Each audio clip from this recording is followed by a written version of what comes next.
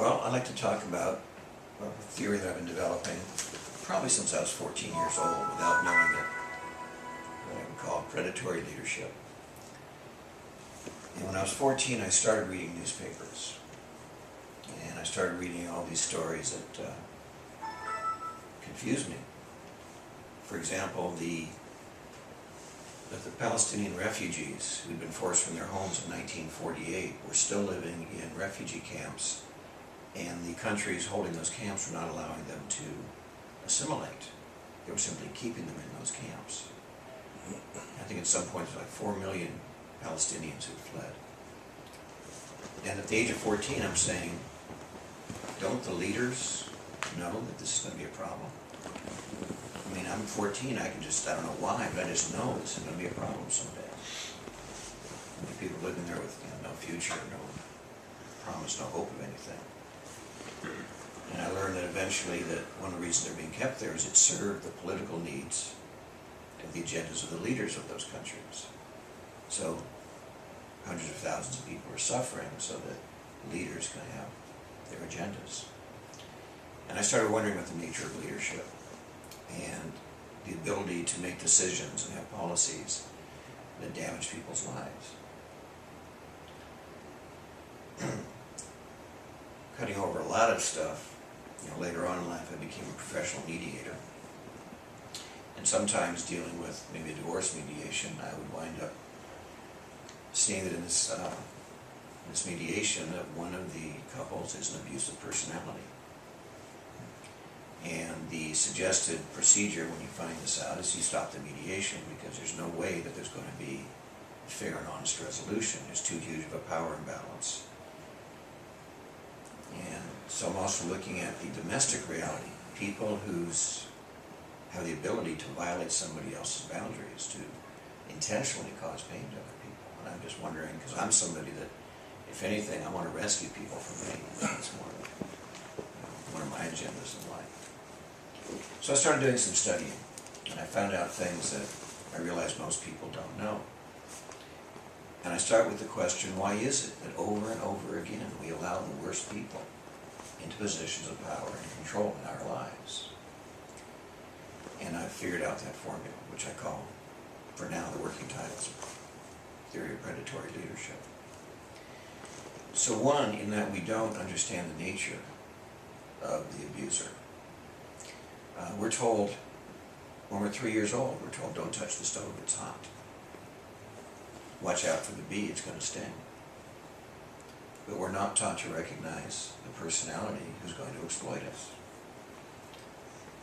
And so my theory is that if this can be common knowledge, if we can bring this into public dialogue, we understand the nature of the problem, then we can collaborate and create solutions to overcome this problem. And I'll ask people, what goes on in the mind of the abuser? And most people don't know that in the mind of the abusive personality, he is the only victim. And that's one of the early signs if you find somebody who never takes responsibility for anything. It's always somebody else's fault. If I hurt you, it's your fault because you made me do it. And that's one of the telltale signs. If you look in the diagnostic manuals for personality disorders, some of the information is that the person lacks the capacity for conscience. They lack the capacity for empathy. It simply doesn't exist. And there are theories about that. Because you'll have children growing up in the same family. And maybe it's an abusive environment. Some of the kids grow up to be abusive, the other kids grow up to be caretakers. So there are questions about what happens. And another seemingly common reality is that the abuser, the sociopath, is very charming. He's very good at making you believe whatever he wants you to believe, which is one of the ways that people get in a personal relationship. And somebody maybe suffers from poor self-esteem, finds that they are being courted in a very huge way, and it's just overwhelming, but it feels good, they don't want to lose it. So they overlook the early signs of controlling behavior, that come out later when it's too late. Maybe they're married, maybe they're pregnant. Financially, they become dependent. And the same thing with politicians. The classic model of Hitler with the Weimar Republic in Germany post-World War I.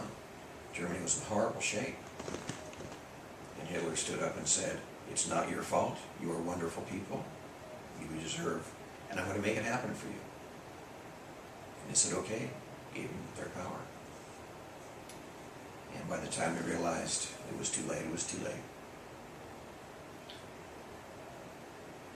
So that's kind of a beginning peek into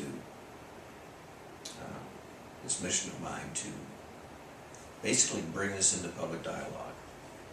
Let's learn more about why it is that we're so willing to give our power away, whether it's in domestic environment, political environment.